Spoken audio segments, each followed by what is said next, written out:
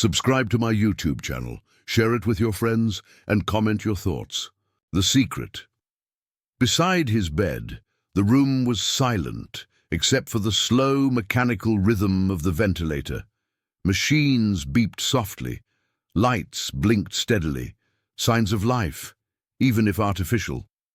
But beneath the crisp white sheets, beneath the motionless figure with perfectly still eyes, Victor Hale was very much awake.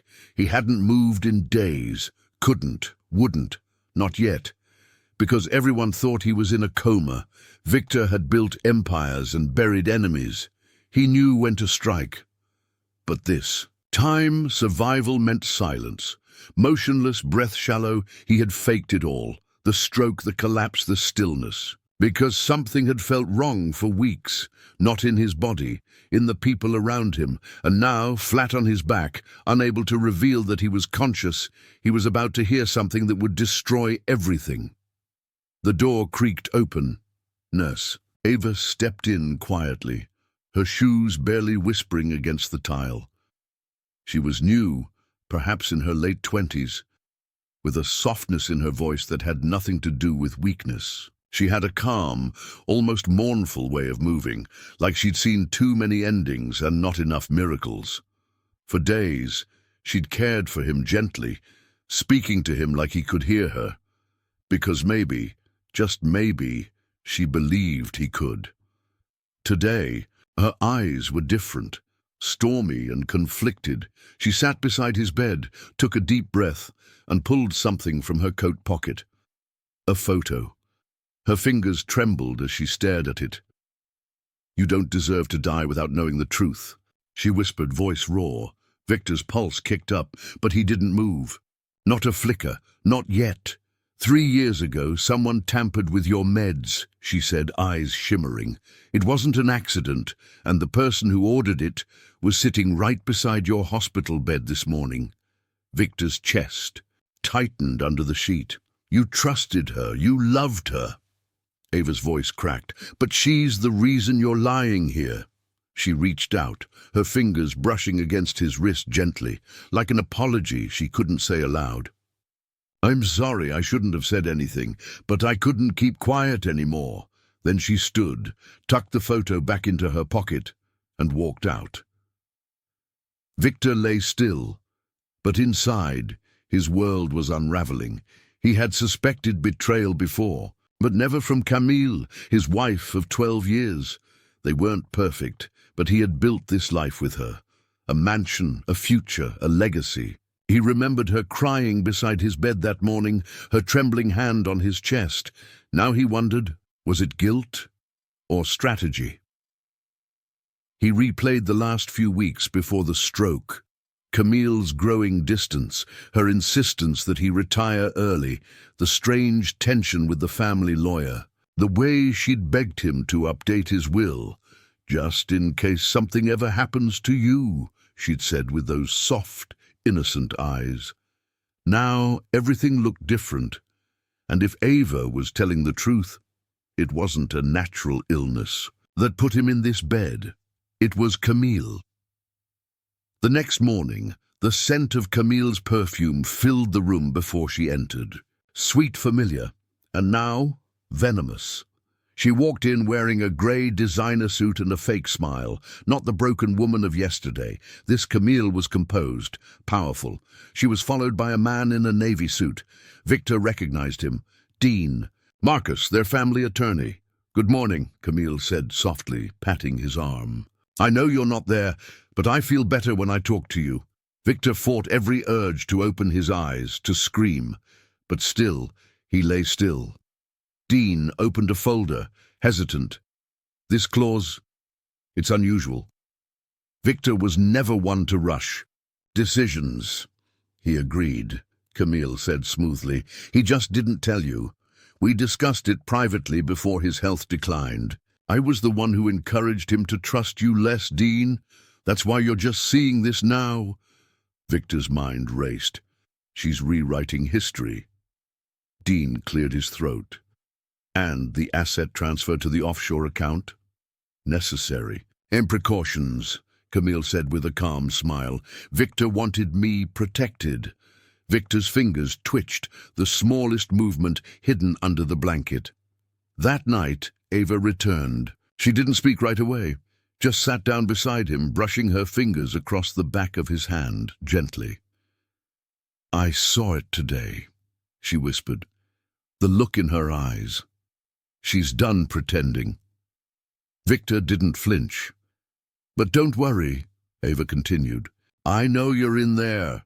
I saw your eyelid twitch when she mentioned the money. I'll keep your secret, but we need a plan." She pulled out her phone and opened a voice memo. "She met someone 2 nights ago," Ava said, playing the recording. "She told him the paperwork's almost complete. She laughed, said you'd be gone soon." Victor's blood burned. "She's not acting alone. That man, I think he's someone from your past, someone you forgot." Ava leaned in, her voice nearly trembling. "And he's coming here tomorrow." Then she was gone. Victor lay frozen in fury. He wanted to scream, to sit up, to grab Camille by the throat and demand to know the truth. But he couldn't. Not yet. He needed to see the full picture. He needed to know why. The next day brought an unexpected visitor, tall, tan, wearing a blue tailored suit and a Rolex. He didn't look like a friend or a doctor. Ava stood behind him nervously, clutching her tablet. "Mr. Hale," the man said to Victor's still body, "you don't remember me, but I remember everything you did." Ava frowned. "You said you were his cousin." The man turned slightly. "I said I used to be family." He stepped closer to the bed, leaning in just inches from Victor's face. "You took everything from my father. You left him with nothing but a bullet and a bottle of pills. Now I get to return the favor." Victor's stomach turned cold. "Who was he?" The man smirked. "Camille thinks she's using me. She's wrong. We're both using her, and when it's over, she'll be in the ground right next to you." Ava gasped softly. The man straightened, adjusted his cufflinks, and walked out of the room like nothing had happened. Victor lay motionless, but inside, a fire had been lit. He was not going to die in this bed. Not by Camille's hand. Not by this. Stranger's revenge. Not without striking back. That night Ava slipped back into the room, eyes wide, breath fast. She'd heard it all. "Who is he?" she whispered. Victor wished he could answer. She paced for a moment, then stopped and looked at him. "I can't let this happen to you. Tomorrow morning, during the shift change, I'm going to do something. You need to be ready." He didn't blink. "You've got one chance," she said. "After that, you'll either be freeze or dead." Then she left, and for the first time in a long time, Victor felt something deeper than rage. Hope. Cliffhanger. Ending of Part 1 at 4:57 a.m. The hospital was quiet. Too quiet. Ava stood in the hallway, nervously watching the clock. Inside the room, Victor heard the door creak open again. But it wasn't Ava. It was Camille. And in her hand was a syringe. She closed the door quietly. Behind her, Victor's heart slammed against his ribs. She walked to the side of the bed, caressed his forehead and whispered, "It's better this way. You wouldn't have wanted to live like this." Her hand moved toward the IV line. Victor felt a scream building in his chest, but he still didn't move. Because just outside the room, someone else was watching, and everything was about to explode. The needle that missed Camille's hand hovered just inches above the IV line. The syringe gleamed beneath the faint hospital lights. Clear liquid, steady grip, eyes full of cold resolve. She wasn't hesitating. This wasn't panic. It was methodical, practiced. Victor's body remained still, but inside, every nerve screamed. His mind shouted to move, to blink, to groan, to flinch, anything to stop her. But he couldn't risk it. Not yet. Not until he was sure. Until he knew who was watching. Then it happened. A quiet gasp from behind the curtain. Camille froze. She turned slowly, sliding the syringe back into her coat pocket just as the curtain parted. Ava stood there, eyes wide, chest rising and falling quickly. But her voice, when it came, was terrifyingly calm. "Mrs. Hale, visiting hours ended 2 hours ago." Camille gave a tight smile. "He's my husband. You think I care about hospital hours?" Ava stepped forward, her arms folded in front of her.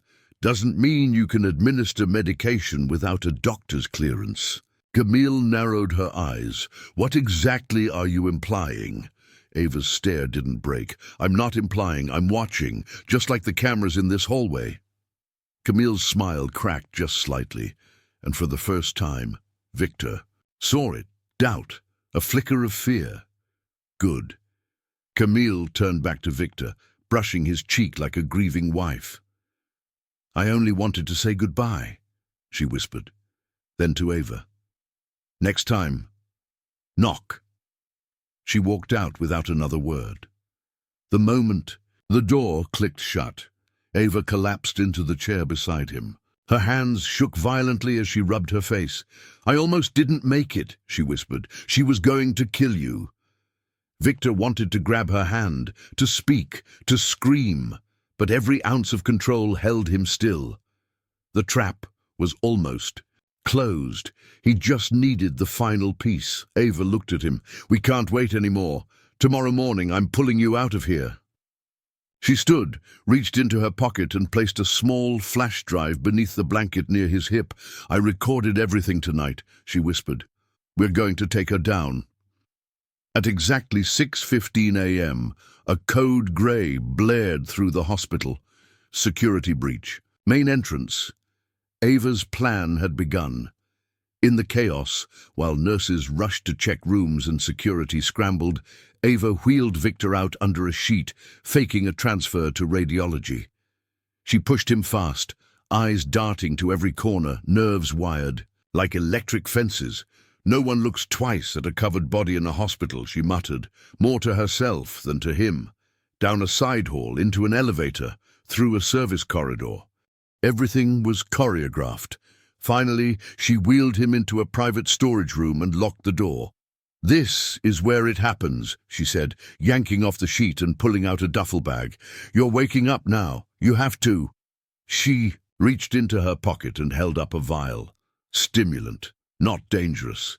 Just enough to bring your reflexes back. If you can hear me, blink twice." Victor blinked. Ava froze, her mouth falling open. Then she exhaled hard, her hands trembling. "God, you're really in there." She injected him quickly, and within minutes, Victor's fingers twitched. Then his eyes moved. A grunt slipped out of his throat. He groaned, his voice dry, cracking. "Water!" Ava handed him a bottle, tears rolling down her cheeks. "You're going to be okay, but we need to move." Victor's voice was hoarse, barely above a whisper. "Where are we?" "Safe for now. But if Camille finds out you're awake, she'll vanish." Victor swallowed, the pain of speaking like gravel in his throat. "Who is the man with her?" Ava hesitated. "You really don't know?" Victor shook his head weakly. "His name is Julian Cade. He's your half-brother." Victor stared at her. "That's impossible. I'm an only child." "Not biologically," Ava said. "Julian's father was your father's mistress's son. Your dad paid them off years ago, hid everything. Julian's been waiting for revenge, and Camille gave him the opening." Victor slumped against the wall, the truth breaking him in waves. "I buried my father with honors. I thought he was a good man." Ava looked away. "We all bury liars thinking they were saints." Victor sat up slowly, every movement strained. "Where are they now?" Ava pulled out a phone. "I bugged Camille's car last night, GPS tracker. She and Julian just left the estate 20 minutes ago, headed to an airstrip. Private flight scheduled under a shell name."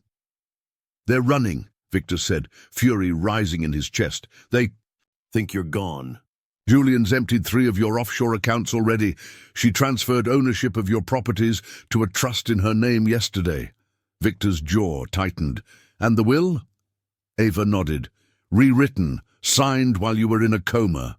with a forged signature. Victor stood, barely steady, and looked at her with a fire in his eyes that hadn't burned in weeks. "They want to erase me," he said. Ava met his gaze. "Then don't let them." They stole a nurse's car, drove 3 hours off-grid to a safe house Victor owned under a false business name, one of many fallback options he'd never thought he'd use. The place was dusty, remote, and perfect. Victor sat at the kitchen table wrapped in a coat, hands shaking as he studied Ava. "Why are you helping me?" he asked quietly. Ava paused, then reached into her bag. She pulled out the same photo he'd seen on day one, the one she'd shown him beside his bed. It was a photo of her younger brother. Victor blinked. "I don't understand." "He worked. And for you, 2 years ago, in logistics, quiet, loyal, hard-working. He got caught in a deal that went sideways. Someone framed him for stealing.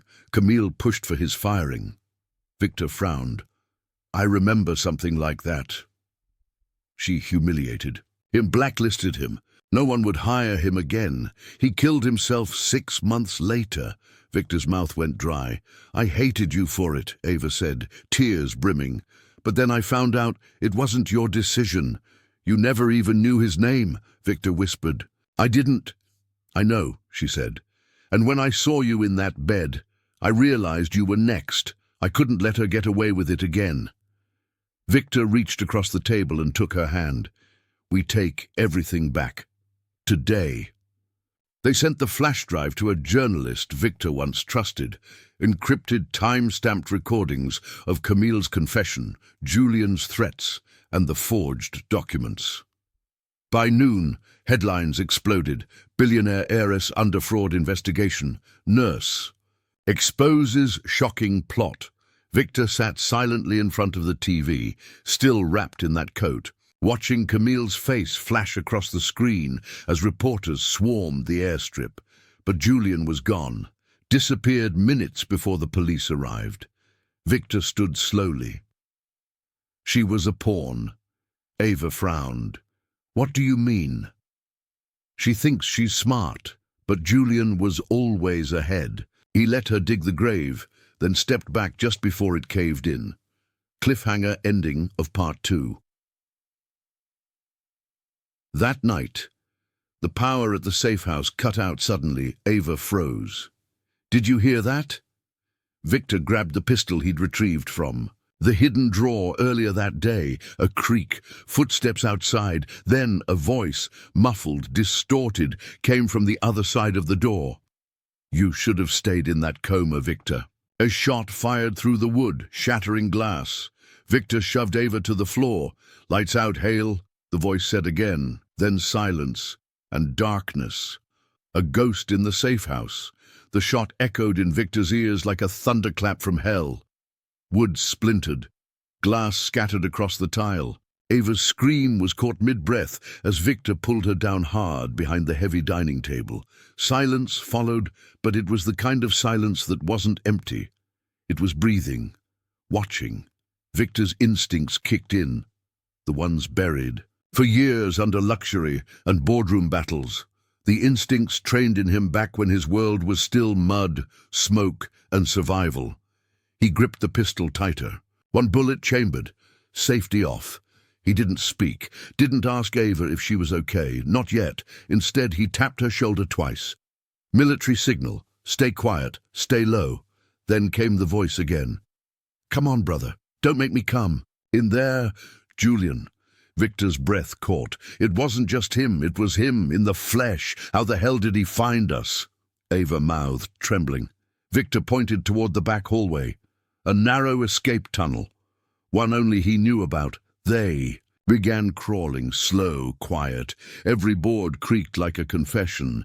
Then crash! The front door exploded inward. A boot stomped in, heavy, confident.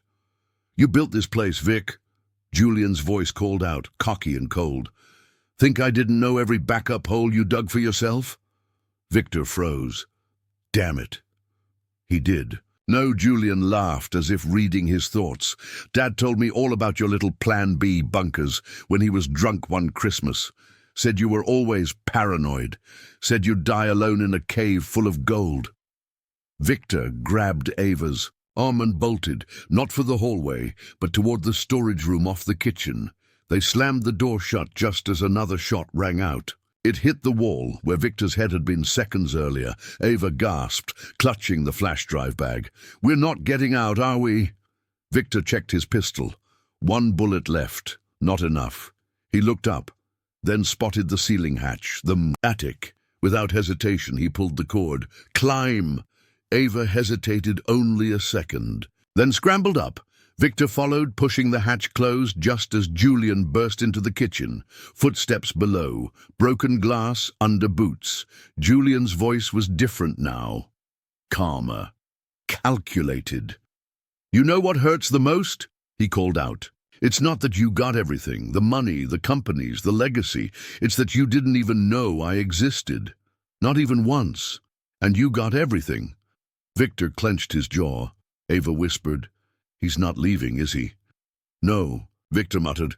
"He's hunting." They heard Julian smash something. A chair, maybe. Then footsteps retreating. Victor waited. 5 minutes, 10, then nothing. Stillness. Ava looked at him. "You think he left?" Victor shook his head slowly. "Julian doesn't walk away unless he thinks I'm dead." Suddenly the attic floorboard groaned, but neither of them had moved. Victor's eyes widened. Then a boot crashed through the ceiling. Julian's face appeared in the splintered hole, pistol raised. "Found you." Victor fired. Instinctively, the shot missed by inches, but forced Julian back. Then silence again.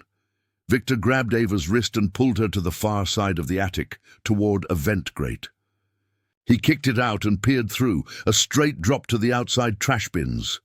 "Jump," he whispered. Ava looked down, terrified. "It's either this or you die in an attic," he said, voice firm. She jumped, landed hard, rolled, groaned.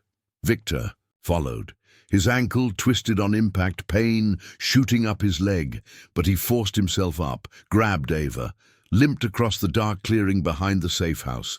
They reached the tree line just as another shot rang out behind them. Then a scream. Not theirs. Victor spun around. Julian staggered out the door, blood blooming across his shoulder. Someone else had shot him. But from where? Victor and Ava ducked behind the brush. Julian fell to one knee, growling, clutching his arm.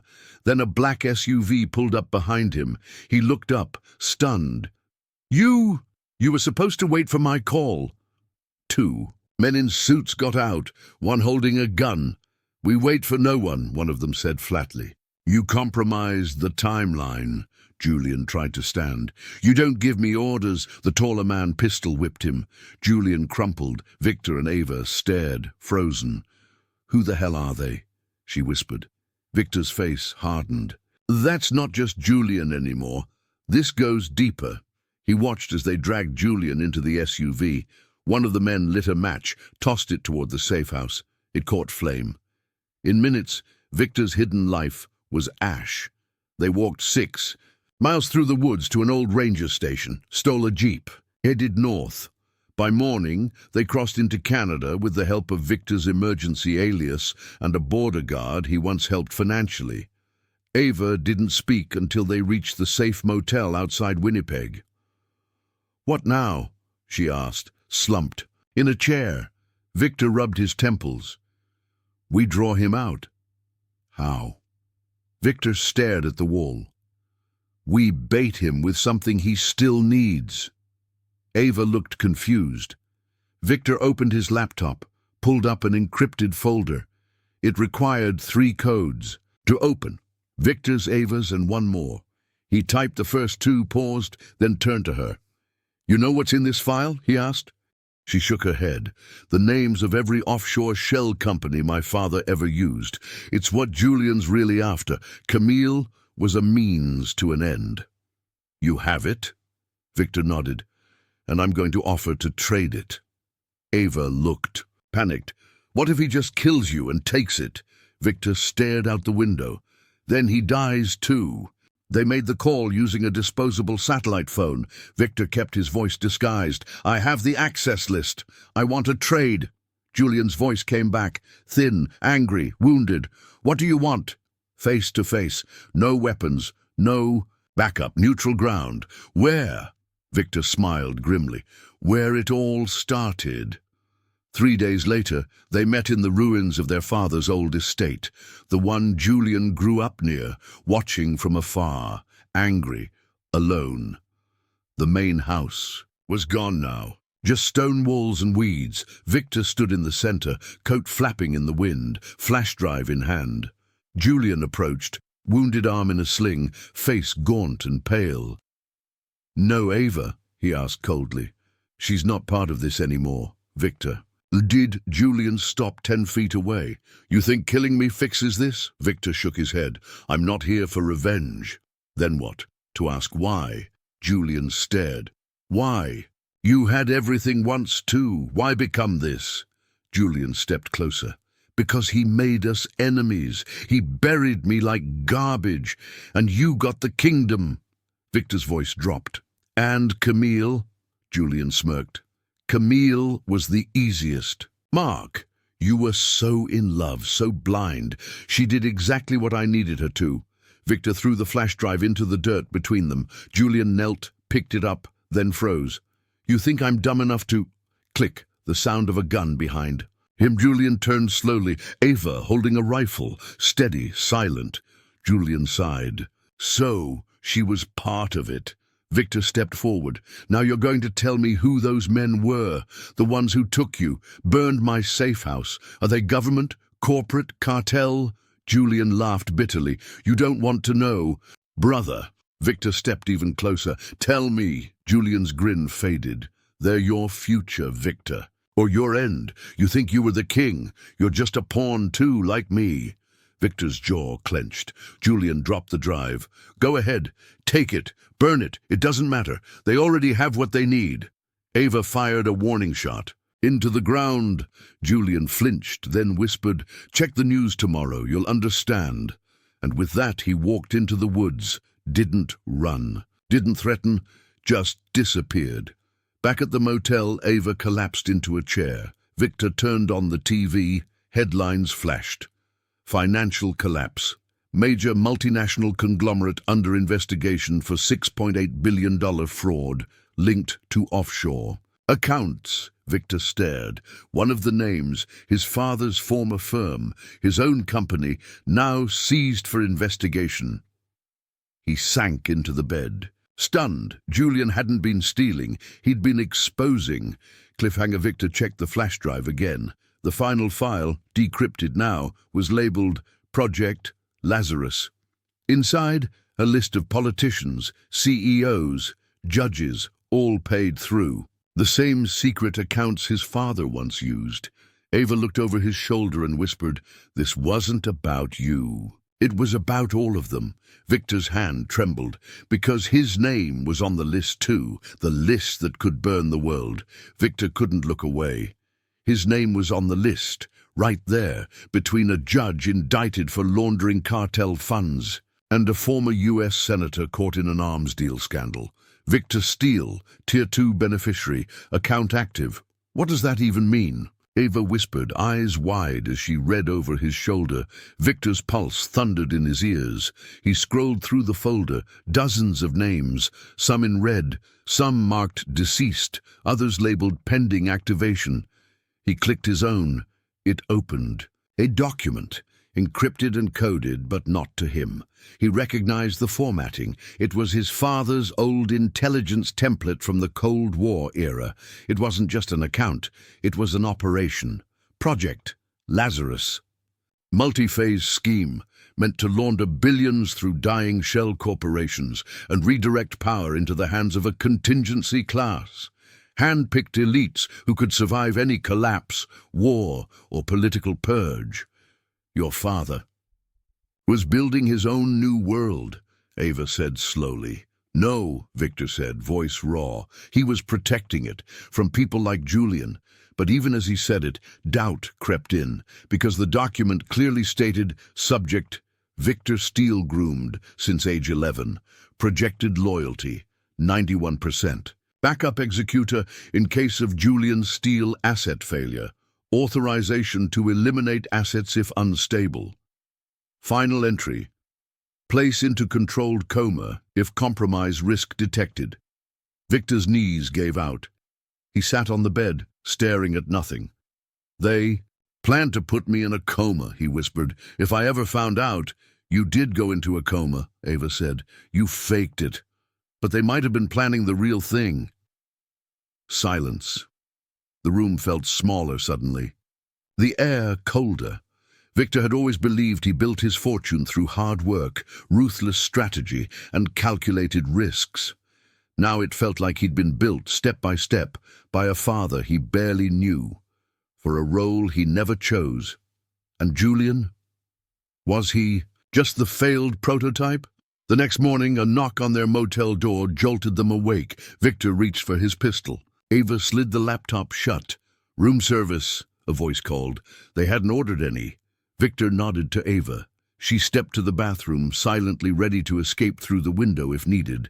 Victor opened the door an inch, safety chain still. A man in a parka stood there holding a brown envelope. He slid it through the gap. From someone who still remembers what loyalty means, he said, and walked away. Victor watched until the man disappeared into the snow. Then he opened the envelope. Inside, a photograph of his father, younger, standing next to a man Victor did recognize. Congressman William Grant, recently arrested in the offshore scandal. Behind them, partially visible in the photo, was a woman. Long black hair, sharp eyes. Ava took one look and stepped back, color draining from her face. Camille. Victor froze. What? Ava pointed at the woman. That's her, that's Camille, but this picture is decades old. Victor's stomach dropped. He looked again. It was Camille, younger, yes, but unmistakably her. Same eyes, same posture, same scar near her temple, and in the corner of the photo was a date stamp, 1987. Victor, Ava whispered, that woman hasn't aged a day in over 30 years. They fled the motel before noon. Too many eyes, too many questions. On the drive north, deeper into rural Canada, Victor tried to process it. She's not Camille, he muttered. Or not only her. Ava flipped through the file again. What if she's part of the project too? Victor nodded. What if she's the one running it? That night, they parked the jeep on a frozen logging road and camped inside, engine off, wrapped in every coat they had. Victor spent the night decoding more of the Lazarus files. One line stopped. Him cold, Camille Delacroix, handler. Active since 1981. Status, eternal asset. Eternal, Victor blinked. What the hell does eternal mean? Ava leaned in. She's a handler. That means she was sent into your life. Victor clenched his fists. She played me. Every word, every smile, every kiss. A handler. He opened a second file labeled Psych Eval v. Steele. Inside were transcripts of conversations he thought were private. Recorded calls, therapy sessions, boardroom strategy meetings. Someone had been listening for years. Then, at the very bottom, final directive, should subject Steele resist indoctrination or become emotionally compromised, proceed to phase Omega, initiate liquidation protocol. Use Agent Camille to neutralize if necessary. Victor slammed the laptop shut, his whole life orchestrated. At dawn, they reached the cabin of an old contact, an ex-NSA tech named Rourke. Off-grid, paranoid, genius. He let them in at gunpoint. Then lowered it when he saw Victor's face. Didn't think you were real, Rourke muttered. I didn't either, Victor replied. They spent 6 hours decrypting the last folders. Rourke's servers ran hot. Ava paced. Victor barely blinked. Then they found it, a list of live targets, marked for either recruitment or elimination, and near the top, Ava Patel, Tier 3, priority, conversion incomplete. Terminate if uncooperative. Victor looked up at her. She'd gone pale again. Why me? She whispered. Victor pointed to a date next to her name. "That's the day you became my nurse," he said. "They didn't hire you. They inserted you." Ava staggered back, shaking her head. "No, I wasn't part of this. I don't remember any of this." Victor stepped closer. "But they wanted you to be close to me." She started to cry. "No, they didn't even know who I was until I applied." "Did you really apply, or was that memory given to you?" Rourke cut in. "Don't accuse her, not yet. These files were manipulated. You see that red tag on her record?" Victor leaned in. Rourke pointed to it. "That's a backdoor overwrite signature. Her file was planted. It's not real. Someone framed her." Victor's heart pounded. "Who?" Rourke tapped the screen again. "Someone named Camille." "She logged the override herself." Ava looked up, breath shallow. "She wanted you to kill me." Victor reached for her hand. "She wanted me to trust no one." "But you trust me?" Ava asked, tears on her cheeks. He held her gaze. "I trust what we've survived." That night, Rourke went silent. He'd gone outside to fix the antenna. 10 minutes passed, then 20. Victor stepped out, flashlight in hand. Snowflakes cut the air like razors. The forest groaned under the wind. He found Rourke's glove first, then the trail of blood, then the body, hanging from a tree, neatly, cleanly, almost surgical. Victor turned, heart racing, footprints, not just one person, multiple. He ran back toward the cabin. Too late, smoke already curling from the windows. An explosion threw him backwards. Fire erupted. He screamed for Ava, but all he saw was orange flame. Then, a figure walking through the smoke, not Ava, Camille, untouched by ash, unbothered by heat, dressed in black, her eyes cold and calm. She stopped in front of him, heels sinking. "Slightly into the snow. You were never supposed to wake up," she said softly. Victor tried to rise, but his leg was broken. He collapsed. "You ruined everything," she whispered. "You were supposed to be an icon, a leader, not a question mark." He looked up, blood on his lips. "Where's Ava?" Camille tilted her head. "Gone." Victor's scream tore through. The trees, then everything went dark. Hours later, unknown. Location: Victor woke up in a steel room, handcuffed, bleeding, alone, but not quite. A screen blinked on in front of him. Camille's face filled the screen. "I tried to love you," she said quietly. "They told me not to, but I tried." Victor stared, broken. "You could have had everything," she continued. "Instead, you chose truth." She leaned closer. "And now, truth will burn you alive." The screen cut to black. Behind Victor, a steel door opened with a hiss. Footsteps approached. Not Camille's. A man stepped into view, his voice calm, British, terrifying. "Mr. Steele, let's begin your re-education." Victor looked up, eyes defiant, fists clenched. "You're going to regret this," he rasped. The man smiled faintly. "No, Mr. Steele, you are." Cliffhanger Inn, another part of the world. Ava opened her eyes. Strapped to a hospital bed, wires in her arms. A monitor reading, "Neural integration in progress." Subject, Patel A. A voice spoke from the hallway. She was harder to convert than we thought, but the next version of her should obey perfectly. Ava screamed, but no sound came out. Her eyes filled with tears. As the door closed, Camille smiled from the shadows. Ava 2.0. They had broken her mind, but they hadn't yet touched her soul. Ava couldn't move, couldn't scream, couldn't close her eyes. The machine buzzing beside her whispered things into her brain. Obey, forget, serve, obey. Over and over again, like a clock in hell. But something inside her, something small and defiant, clung to one memory. Victor's hand in hers, trembling, real, human. That image stayed alive while everything else blurred and bled, until suddenly the buzzing stopped. A cold silence replaced the hum. The fluorescent lights above her dimmed. Then, a power failure. Ava's eyelids finally responded. She blinked once, then again, And then she moved.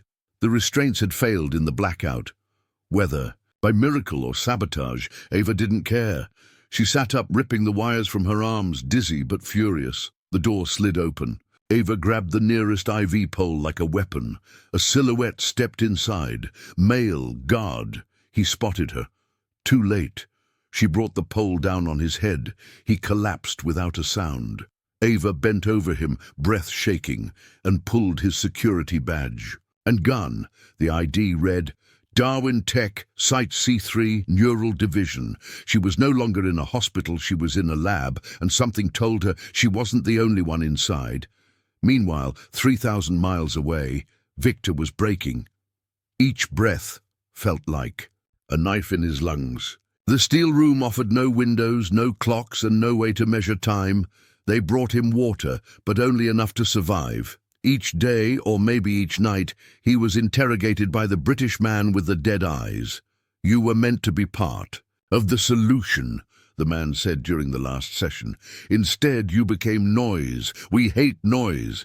Victor didn't respond, so the man pressed a button. A speaker crackled on. It was Ava's voice, crying, screaming, Please, stop, please. Victor snapped his shackled wrists forward, yelling, Where is she? The man leaned in close. Not where, what? That version of her was a beta model. The new one? She won't cry so much. Victor's scream shook the room. Back inside the lab, Ava crept through the dim halls, gun in hand, badge clipped to her scrubs. What she saw chilled her blood. Room after room, women lying still, wires in their heads, some breathing, some not. Each one looked like her. Clones, copies, something worse. She checked a file on one of the walls. Patel's series. Subject Ava, Zhu 36 through Ava, Zhu 60.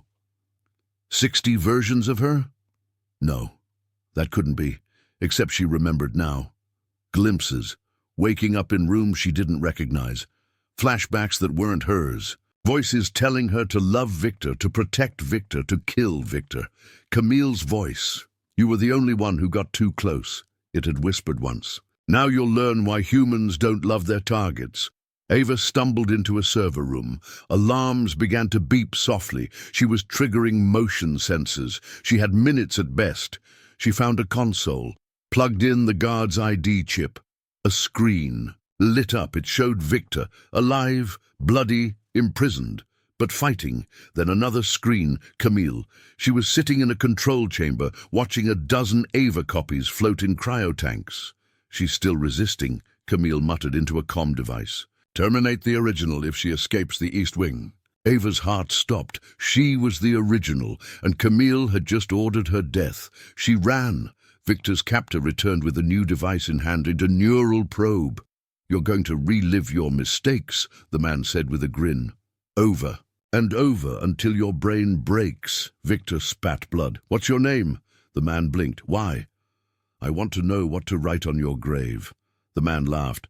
Call me Mason, and you won't be writing anything. He turned on the probe, but before it touched Victor's skin, an explosion rocked the compound. Red lights flared, sirens screamed. Mason stepped back, alarmed. That's not scheduled. Victor grinned, lips cracked and dry. She's coming for me. Ava moved like fire through the corridors. She had released gas into the West Wing and rerouted security to a fake breach in sub-level 4. Now she had 5 minutes. She found the surveillance room and knocked the tech out with a stun baton. She searched the monitors. Come on, where are you? She muttered. There, Victor. She punched in the override code from the ID chip. The cell door slid open. Victor collapsed forward, catching himself on raw, shaky arms. Ava, she dropped beside him, cradling his head. It's me, the real me. He touched her face, confused. How can I be sure? She pressed her forehead to his. Because I remember the first lie you ever told me. You said you hated soup, but you ate it every time I made it, just to make me smile. Victor laughed, a broken wheezing sound, but it was real. Let's go, he rasped. As they ran through the corridors, the power flickered. Camille's voice echoed from the speakers. "You can't leave. Not with him. You'll destroy everything we've built." Ava stopped at a control panel and uploaded a virus she'd hidden inside the guard's ID chip. It started corrupting the entire system. "You're right, Camille," Ava muttered. "I'm going to destroy everything."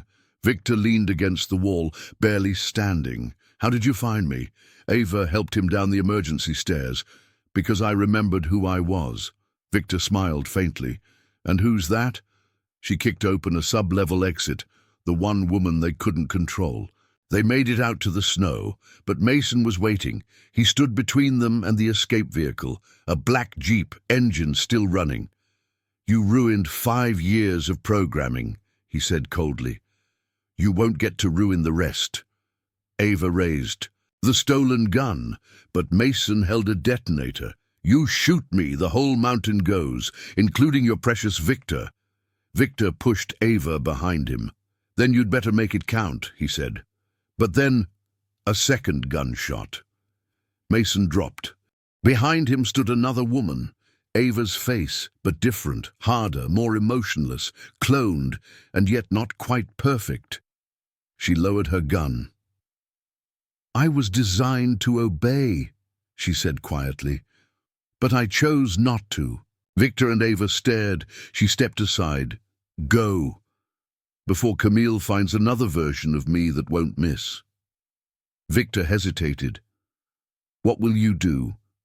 The clone Ava smiled faintly. "Be the monster they made me to be. Just for the right side." This time, they drove. Snow swirling behind them, Camille's compound erupting in flame in the rearview mirror. 2 weeks later, Iceland Victor stood on a cliff, ocean crashing below. His face was healing. The scars told a story no one would ever fully believe. Ava stood beside him, hair blowing in the wind. "They'll come for us," she said. "I know," he replied. She looked at him. "You still want the truth?" He turned to her. "I already have it." She nodded, then handed him a USB stick. "What's this?" "Everything I couldn't tell you, what I saw, what they made, who I really am." Victor stared at it. "I don't care what they made. I know who you are." She smiled, then her eyes shifted. Fear behind him. Victor spun. Camille, alive, bloodied, eyes burning. "You thought this was over?" Ava moved to shoot. But Camille was faster. The bullet hit Ava in the side. She fell, gasping. Victor lunged, tackling Camille to the rocks. They fought, brutal and close. Camille's strength was unnatural. She had enhancements. Victor could feel the metal beneath her skin. "You were never meant to escape the coma," she hissed. Victor gritted his teeth, bleeding from the lip. "And you were never meant to meet someone who could love me despite it all." He jammed the USB into her exposed port, one she used to control her clones. It triggered the virus Ava wrote. Camille convulsed, screaming, then fell still, smoke rising from her neck. Victor crawled back to Ava. She was pale, but alive. "I'm still here," she whispered. He pressed his forehead to hers. "I won't let you go, ever again." Cliffhanger Inn, a dark chamber somewhere underground. A screen flickered on. Footsteps echoed. A voice whispered, "Camille failed. Initiate Project Phoenix." A gloved hand pressed a red button. Cryopods began to hum. One opened. Inside was a child, with Victor's eyes and Camille's smile. The child in the ice snow fell like ash outside the remote Icelandic cabin, each flake whispering secrets from the past. Inside, Victor stirred beside the fireplace, staring at Ava, who lay recovering under heavy wool blankets. Her wound was healing, but some scars ran deeper. "I dreamed again," she said quietly, eyes half open. Victor leaned closer. "What about?" "A boy, about 6. He had your eyes." Victor froze. "I've never had children," he whispered. Ava turned to him, her face pale. "That's not what they told me when I was under." Victor's heartbeat thundered in his ears. What did they tell you? Ava's voice cracked like thin ice. That we had a son and that Camille took him. 6 months earlier. Project Phoenix, unknown Arctic location. The cryopod hissed as it opened, steam pouring from its steel rim. Inside, a child blinked up at the ceiling. Small, expressionless, perfectly still. Subject X01 is awake. A voice said into a recorder, emotion dampening at 90%, memory implants complete, target conditioning begins in 24 hours. A second voice, colder, feminine, cut in. Train him to eliminate Ava if she resurfaces, and if he hesitates, erase what's left of Victor Kane inside him. Present day. Iceland Victor poured 2 mugs of coffee with shaking hands. The name, Project Phoenix, had come up in the last virus Ava uploaded. A shadow file. Buried under Camille's encrypted archives, it was a last resort file, triggered upon Camille's death.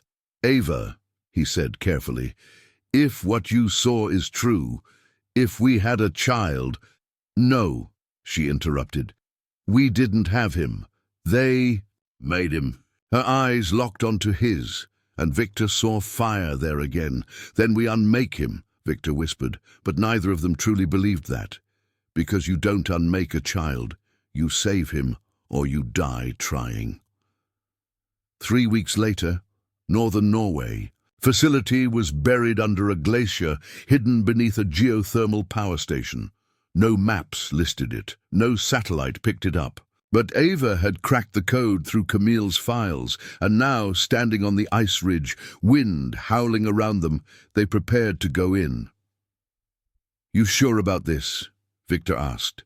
Ava nodded. We're not walking away from this. Victor pulled out the old USB stick, the one Ava had given him. If we don't make it, we will, she cut him off. But if we don't, he said, you need to know.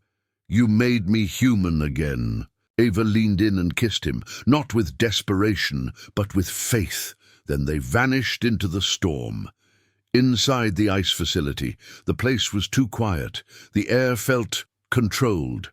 Victor could feel it in his bones. Someone had been watching them. Since the moment they crossed into the underground compound, they moved through long corridors, lined with steel panels and glowing white lights. Each door was labeled with initials and serial numbers. Then suddenly, motion. A small figure stepped into view at the end of the hall.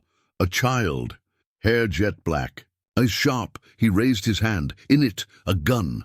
Ava Kane, he said in a flat voice. Victor Kane. You are classified as hostiles. Victor froze.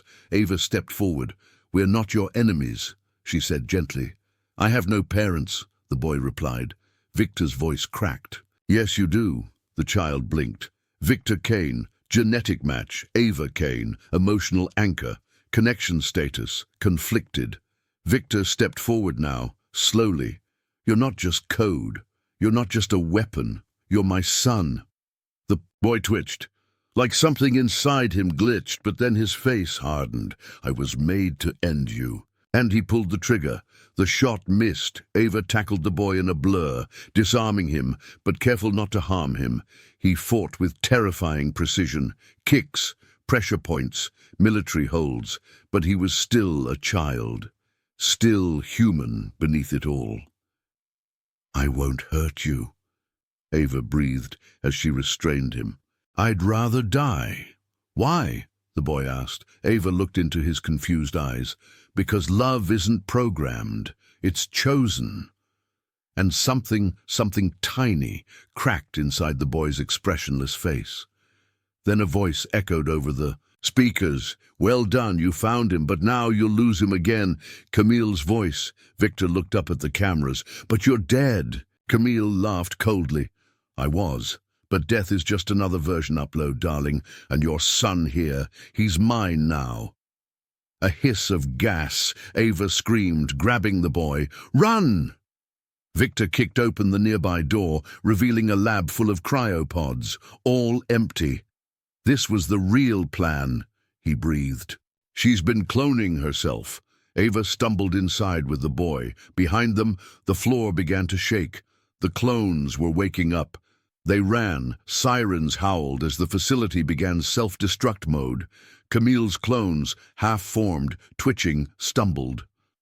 Through the smoke, reaching for them. One lunged. Victor shot it down. Another charged Ava.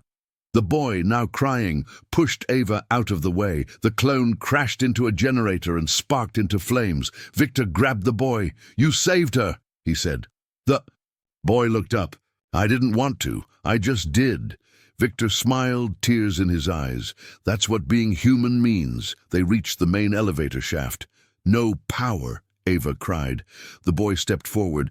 "I can reroute. I remember the codes." He plugged into the main console. The elevator groaned, powered up. As they stepped in, the whole facility began collapsing. Steel, flame, ice, ascent.